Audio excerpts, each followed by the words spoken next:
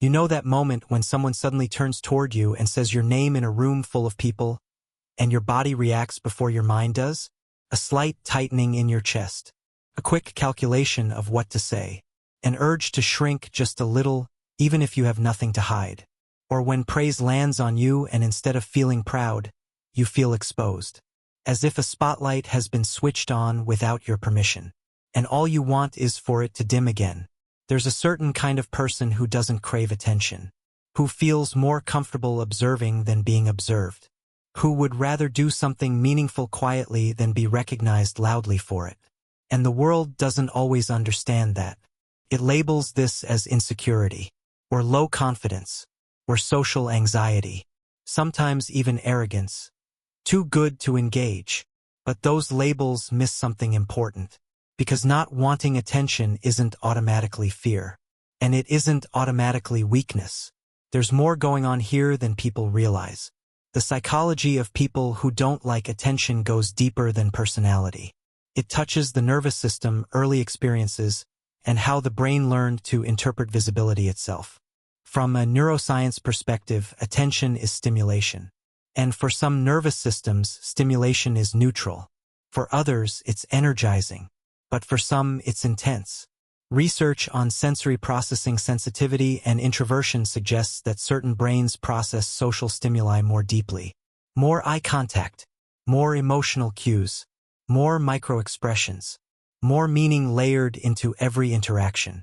What feels like a casual spotlight to one person can feel like a floodlight to another. If your brain is wired to take in more data, attention isn't just attention. It's information. It's responsibility. It's potential evaluation. It's exposure. And your body reacts accordingly. There's also the social evaluation system, the part of the brain that scans for status, approval, and threat. For some people, being seen activates this system more strongly. The brain doesn't just register, "They're looking at me." It registers, "I am being assessed." That doesn't mean you think everyone is judging you. It means your nervous system learned that visibility carries weight. And that learning rarely happens in a vacuum. Sometimes it starts in childhood. Maybe attention only came when you performed well, or when you made a mistake, or when emotions were heightened. Maybe being noticed meant pressure, expectations, correction, or maybe you grew up in an environment where staying quiet felt safer, where drawing attention increased scrutiny, tension, or conflict. Over time, your system adapts. It learns that blending in equals stability. That adaptation can look like modesty, or independence, or extreme self-sufficiency. But underneath it, there's often a deeply intelligent survival strategy.